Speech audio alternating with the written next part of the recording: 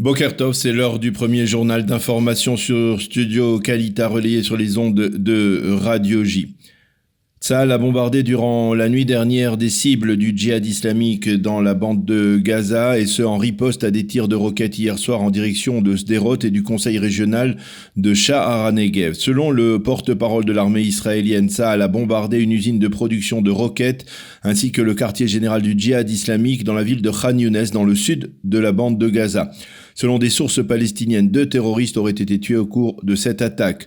Après la poursuite des tirs hier, le maire d'Ashkelon a décidé ce matin de ne pas rouvrir les établissements scolaires.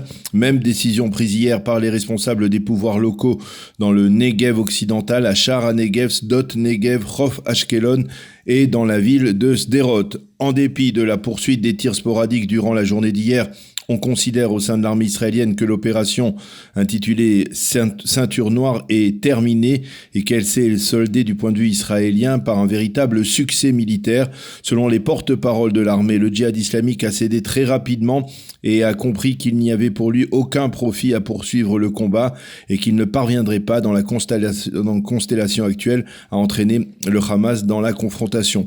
Le porte-parole de Tsahal a tenu à rappeler que l'élimination d'Abou el-Atta était pleinement justifiée dans la mesure où il était entièrement coordonné avec la direction du mouvement à Damas et qu'il s'apprêtait à commettre de nouveaux attentats et de nouvelles attaques contre l'État d'Israël.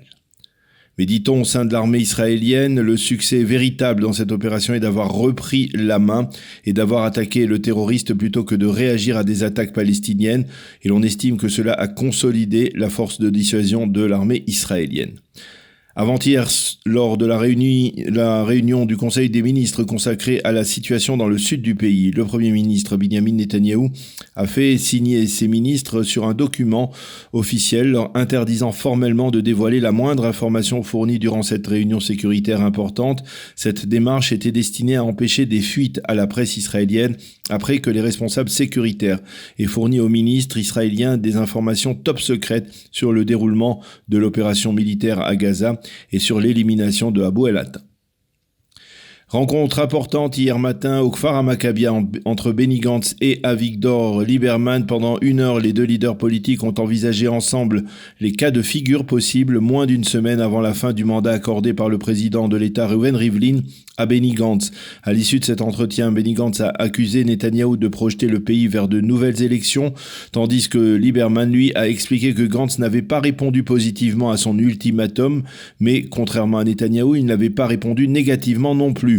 Il a indiqué que les chefs du Parti Bleu-Blanc, les 4 chefs du Parti Bleu-Blanc, devaient s'engager à accepter le plan de règlement proposé par le président de l'État Rivlin, un plan qui prône, vous le savez, la formation d'un gouvernement d'union nationale avec au départ comme Premier ministre Binyamin Netanyahou, qui serait ensuite remplacé à ce poste en cas d'inculpation dans les affaires judiciaires le concernant par Benny Gantz.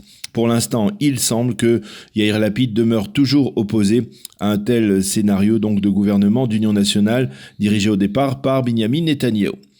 Hier soir, on a assisté sur les réseaux sociaux à une nouvelle joute entre le Premier ministre Netanyahou et le leader d'Israël Beitenu, Lieberman.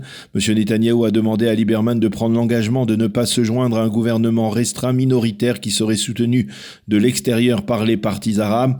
Quant à Lieberman, il lui a répondu qu'avant qu'il n'exige de lui des engagements à ce sujet, eh bien qu'il prenne lui-même Netanyahou l'engagement de ne pas entraîner, je cite, le pays vers de 3e élections. Journal danois Politica a révélé dans sa dernière édition que les îles Féroé s'apprêtaient à inaugurer une représentation diplomatique à Jérusalem et de reconnaître ainsi la ville comme capitale de l'État d'Israël. Le ministre des Affaires étrangères des îles a confirmé l'information. Il a précisé qu'il était désormais à la recherche d'un budget nécessaire pour financer cette installation. Les îles Féroé sont un territoire autonome dans le royaume du Danemark.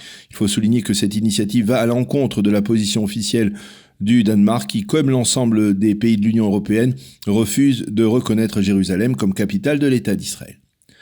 La météo pour terminer, nette baisse des températures à partir d'aujourd'hui et durant le Shabbat, retour de la pluie avec des pluies éparses et des averses même dans l'est du pays qui pourront provoquer des inondations dans la région de la mer Morte. Les températures prévues pour aujourd'hui, 21 degrés à Jérusalem, 26 à Tel Aviv et 31 degrés à Eilat. C'est la fin de ce premier journal d'information.